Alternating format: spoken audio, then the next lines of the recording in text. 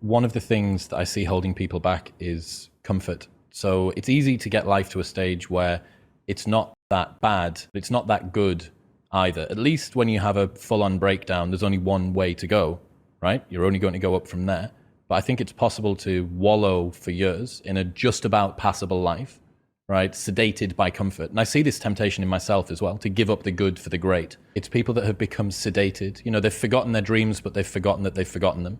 Pink Floyd's Comfortably Numb is about this, right? They've become comfortably numb. I think most people, so I have this friend, and this story really hit me.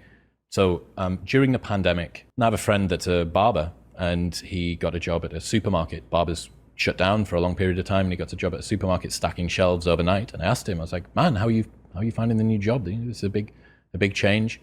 He's like, well, do you know what it is? I actually don't mind the work. I don't mind the people that I work with. But man, I miss being good at something. Right. Well, dude, that hit me so hard. Right.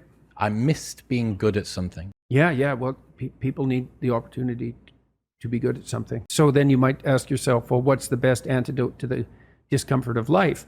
And you might say, well, it's comfort. But a better antidote is something like adventure to excellence. And that's far better antidote to suffering than the mere absence of suffering. So not to say that the mere absence of suffering, that's not nothing. Stepping out of that sedation from comfort's difficult, though, especially if you've become routinized to it. Yeah, well, that's the difficulty of maturity.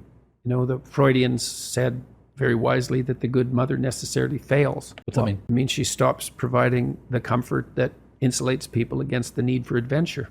I heard you say recently that a mother's ability to let her child go out into the world, knowing that they're still vulnerable and that it's now down to them and the world to look after them, that's one of the bravest things that they can do. It's the female crucifixion. And that's exemplified best in, well, the best portrayal of that I've seen is Michelangelo's Pieta. You know, it's a statue of Mary, and she has Christ's body on her, as an adult, on her lap, and he's broken and destroyed, and, you know, she's displaying that. And that's the bravery of a mother, to allow that to happen. But not only that, to facilitate it. So what about... Way you go, kid. Way you go.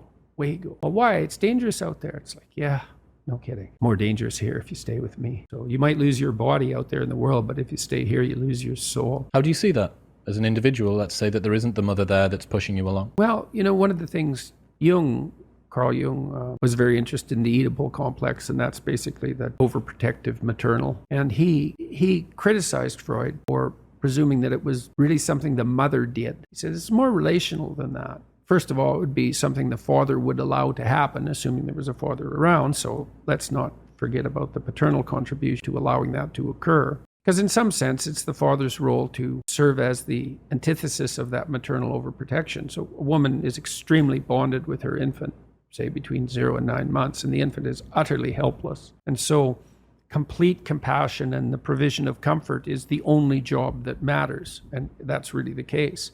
And then the woman has to switch gears to some degree. The mother has to switch gears as the child starts to become more mobile, fundamentally, and more independent.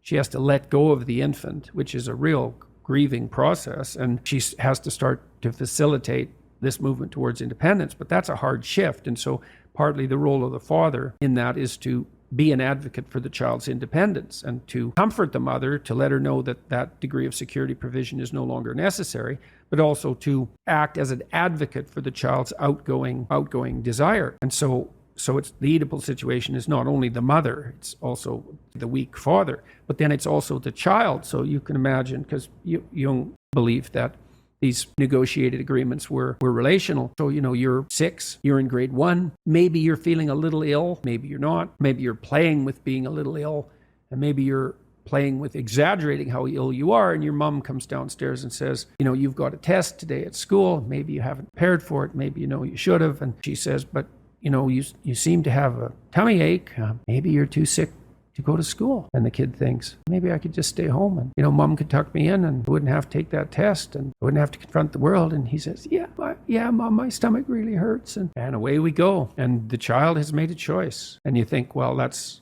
a catastrophic choice. And you think, well, children shouldn't be held accountable for choices they make at that age. It's like that child is going to be an adult that's going to make very similar decisions. The choice has consequences. And to be held accountable for that is to recognize purely that the choice has consequences and that it is a choice. Now, you could say, well, 95% of the blame is to be put on the mother, and maybe that's an overestimate.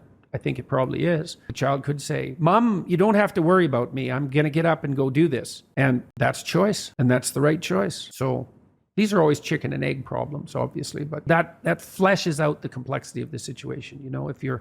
If you're being enticed down a pathological road, you can accept or reject the invitation. Now, some people are better at enticing and some people enforce it more harshly. And, there's all sorts of individual variability in situations like this, but just because you're offered the bait doesn't necessarily mean that you have to take it.